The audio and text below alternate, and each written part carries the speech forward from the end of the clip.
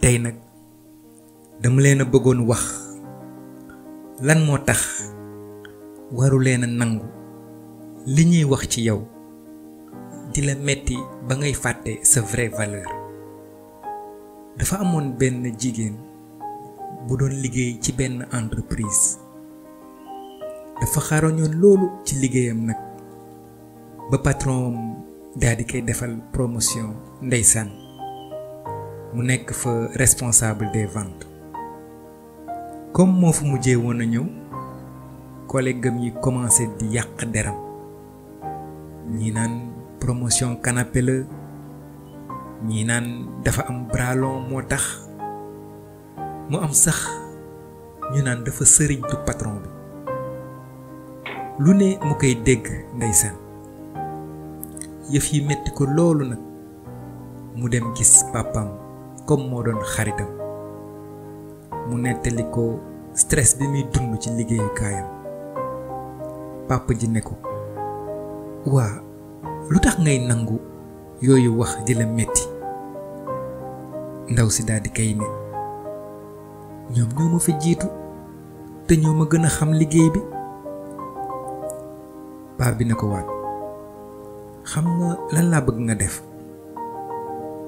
gis nga jaaro bi ci sama maam laa ko jëlee bu subaa yóbbul ma ko marché nga jéem ma ko fa jaayal su ma ci mënee am sax 30 000 baax na.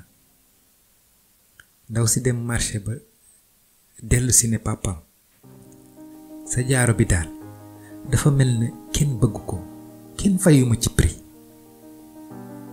paa bi ne ko léegi demal fële village artisanal fii bijoutier yi nekk nga won leen jaaro bi rek ba pare ne leen jaayiloo ko nag danga bëggoon a xam rek ñaata la mën a jar.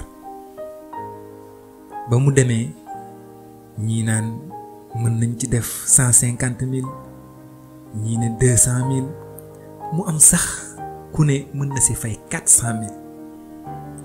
bi ndaw si ñëwaatee ba wax ko papaam mu ne ko xam nga lu tax mënoo ko woon sax jaaye 30 000 parce que ñi ngi ko njëkkoon woon duñu ay professionnel ba mën gis valeuru jaaro bi.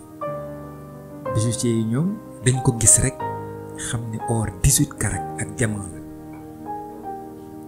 léegi ma laaj la nag sa collègue yi est-ce que ay expert yu mën natt sa valeur lañu. bul nangu mukk nit di la juger ba mu lay metti su dul ni dafa jóge ci gémmiñu expert.